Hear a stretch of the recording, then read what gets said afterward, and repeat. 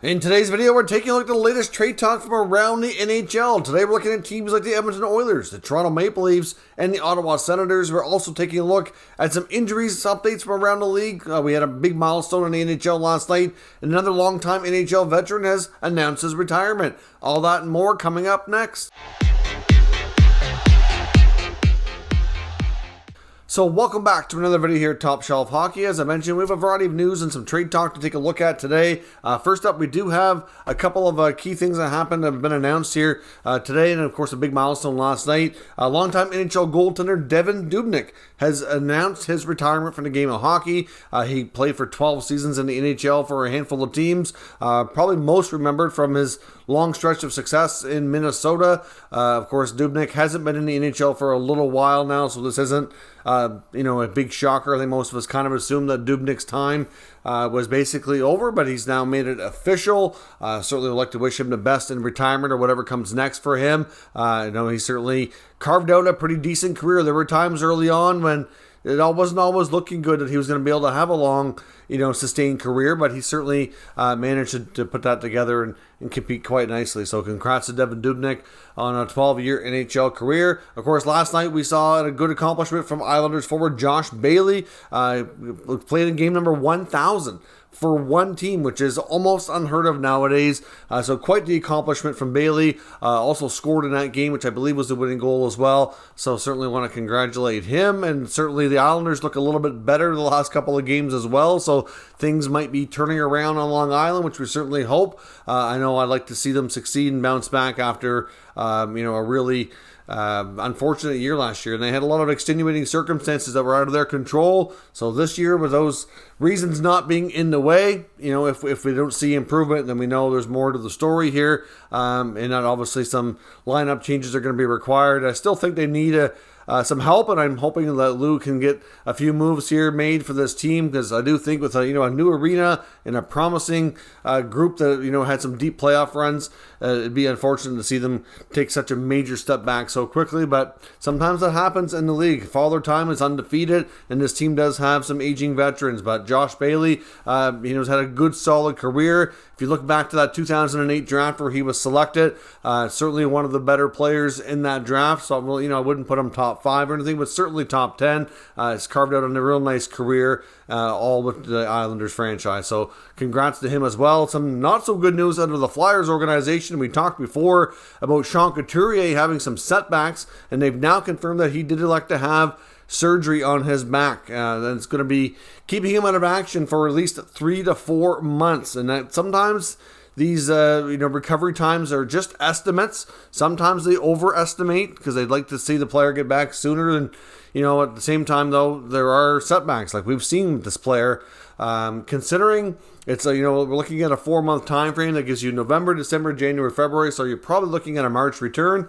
Probably anywhere from 6, maybe 7 weeks left in the season. I think a lot of that is going to probably depend on where the Flyers are at. The Flyers have had themselves a good start, but like I said before, I do have concerns that is sustainable. I guess time will tell. There's always a surprise team that shocks us.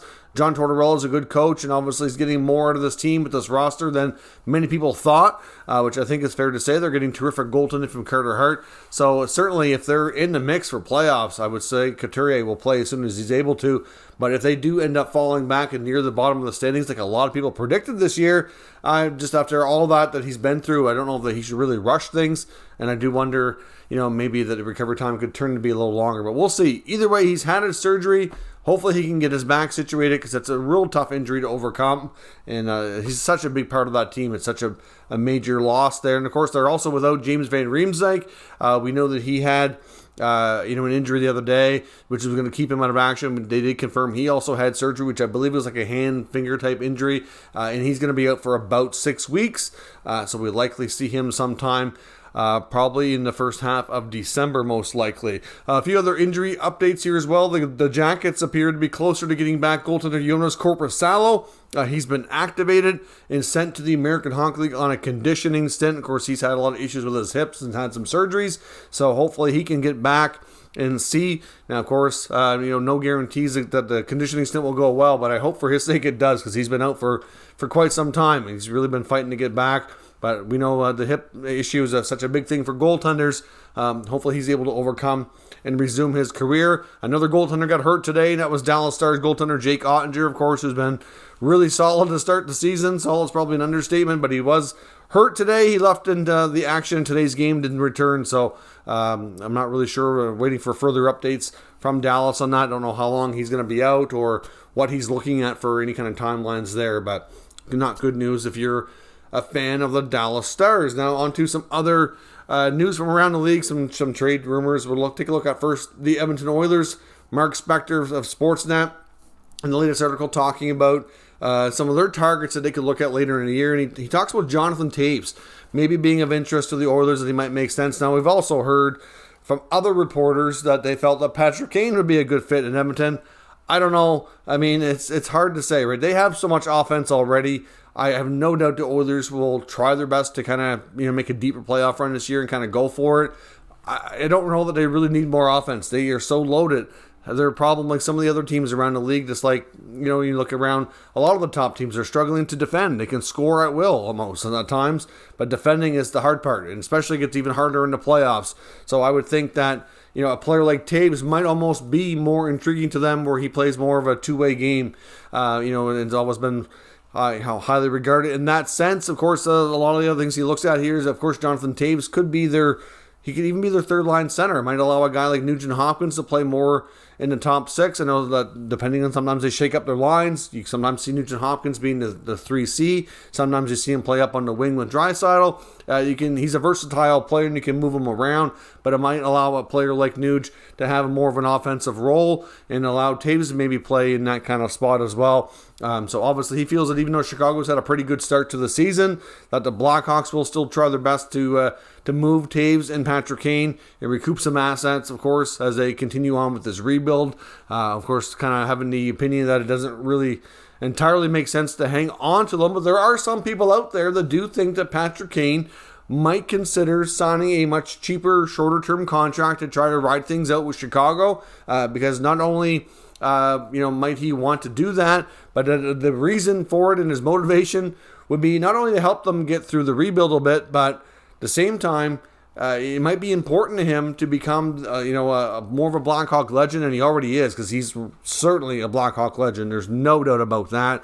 But there's still some team records that he does not yet own, and that he might try to go down as the greatest Blackhawk of all time, and certainly want to set more team records. And maybe that's more important to him than chasing a Stanley Cup elsewhere. We don't know what Patrick Kane's priorities are. A lot of us have come to the assumption that, why would he want to stick around through this? But Jonathan Toews, on the other hand, has been really vocal about the fact that this is not for him. This is not really what he has in mind for how his career at the latter end is going to go down. So I do think that if either of the two had a chance to stay, it would be Kane. Of course, Kane is by far the stronger player at this stage of their careers as well. Was there any sense from Chicago that they'd want to re-sign him? I don't really know. I mean, it really boils down to how they want to go about things. I mean, Kane is still a very productive player, but considering everybody else that they've shipped out of town, I honestly will be a little bit surprised if they made that move, but we will see where things go. Even if Kane says, don't trade me, I want to finish the season in Chicago, he can do that because he has that clause in his contract.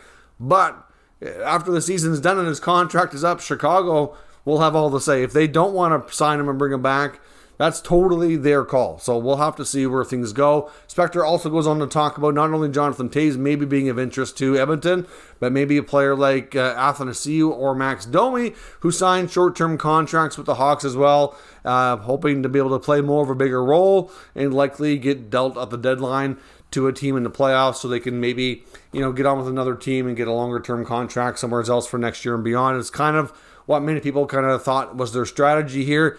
And we're going to talk further about Max Domi as well, because there's other reports out of Toronto. And, of course, Nick Kyprios, longtime NHL player, NHL insider, NHL radio analyst, has worked for Sportsnet for years. Of course, went away from Sportsnet for a while, but has been back in a radio role for the past couple of seasons as well. He said that Max Domi wanted to be a Maple Leaf, and that Max Domi, as a free agent this past offseason, was hoping to go to the Maple Leafs and sign a shorter-term contract.